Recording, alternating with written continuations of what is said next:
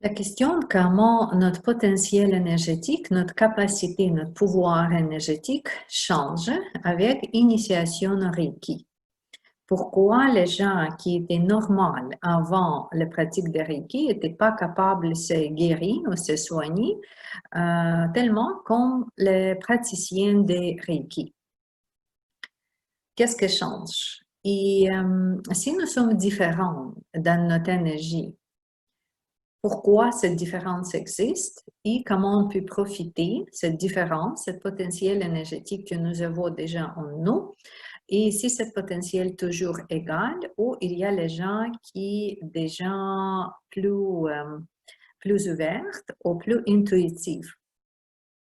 Oui, si vous pensez que les gens qui sont déjà capables de voir l'énergie, ressentir l'énergie, quelqu'un comme clairvoyance, quelqu'un qui peut prévoir le futur passé, donner les réponses, les gens qui empathent, les gens qui fonctionnent comme le canal pour channeling, prendre le message du ciel, message, information des anges, des prophètes et tout ça.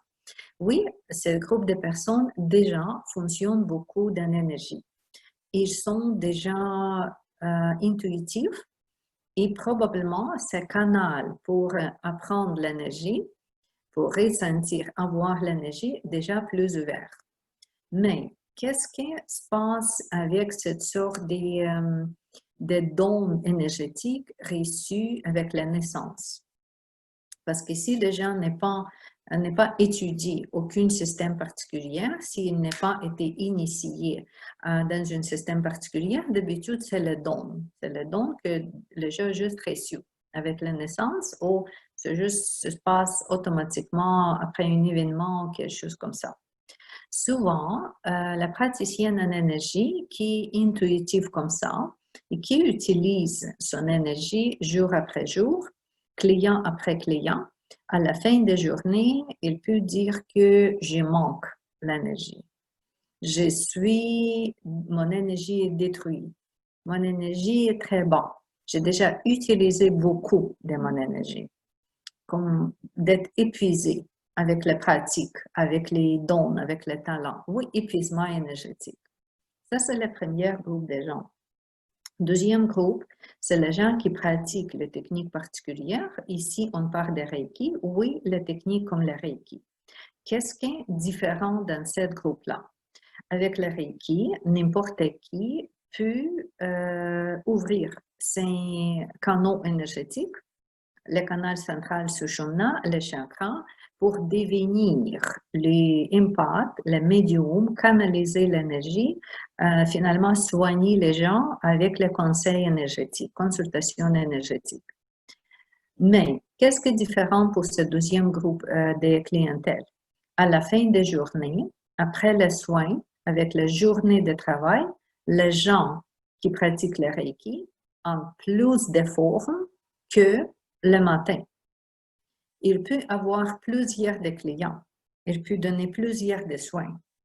Et le taux vibratoire, l'énergie n'est pas diminuée, mais encore augmente. C'est ça le principe d'initiation de Reiki et fonctionner comme un canal. Pas juste utiliser sa propre énergie, mais recevoir l'énergie tout le temps. Tout le temps.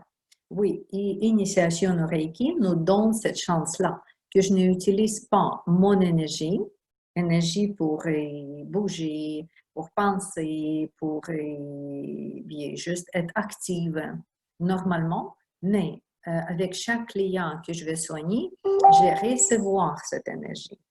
Et pendant les soins que j'applique sur moi ou sur le client, je toujours recevoir encore et encore et encore plus et plus et plus. C'est pour ça le système de Reiki, c'est le système de se protéger. Si quelqu'un déjà travaille avec le public, si quelqu'un travaille déjà avec vraiment dans les guérisons comme tel, soigner, dans la consultation, ou les gens qui travaillent dans un métier comme coiffeuse, styliste ou vendeuse, qui est souvent dans la communication avec les clientèles. oui, ces gens doivent être prudents dans ce contact, dans la communication, parce que oui, chaque communication, c'est toujours échange énergétique. Et si cette personne est initiée au Reiki, il pratique le Reiki, lui, toujours reste en forme.